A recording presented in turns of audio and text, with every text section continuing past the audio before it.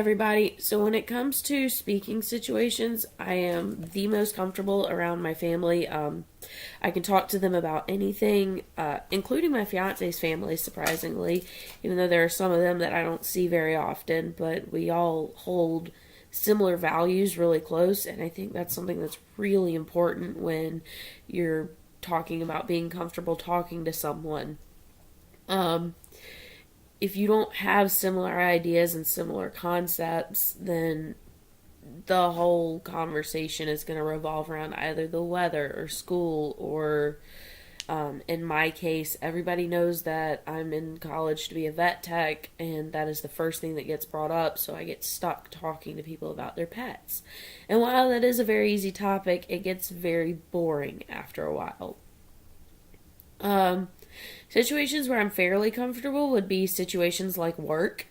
I have a certain script that I can stick to, and I know what I am and am not able to do. I know what to do in certain situations, and those where I'm not, I can always get help, or I know a general idea of what we are and are not able to do.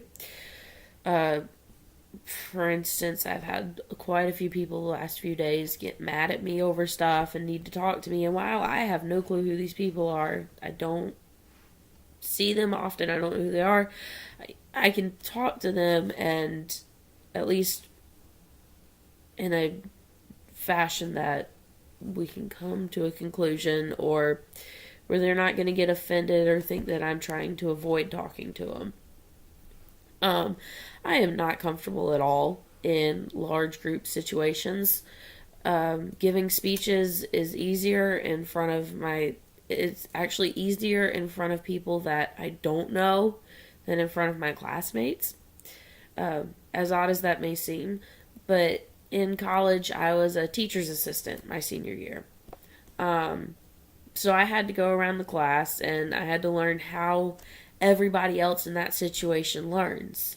And then I had to explain the concept in a way for them to understand. And that was a lot easier for me, than trying to explain to my classmate how something is. Um, uh, in that same class, we also had to do a presentation.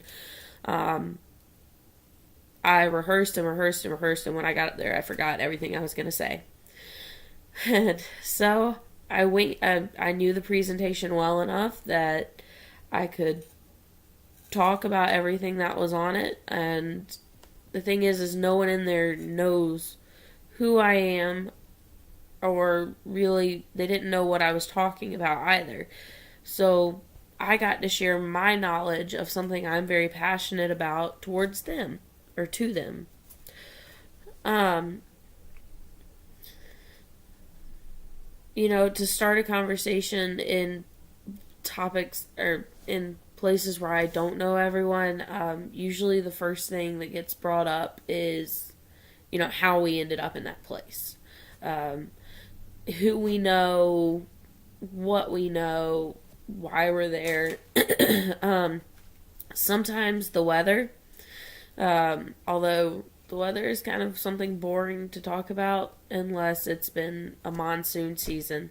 Where I came from, it was normal to have rain that went up to your ankles, so you kind of just quit talking about it after a while because we all knew it happened.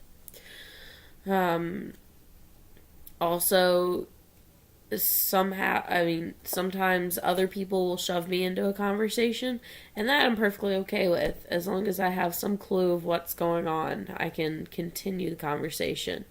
Um, Speaking to my upper management, I'm not really comfortable with, even though I've become more comfortable because I have to do it so much. It's difficult because sometimes they don't see what I have to see and deal with, and sometimes I feel as though they don't understand, even though I know that they've been in my position before.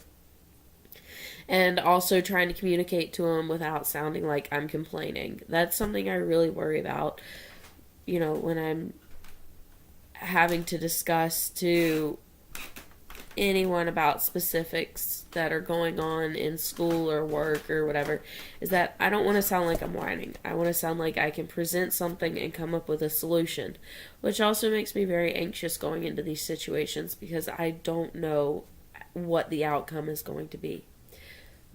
Thank you for listening.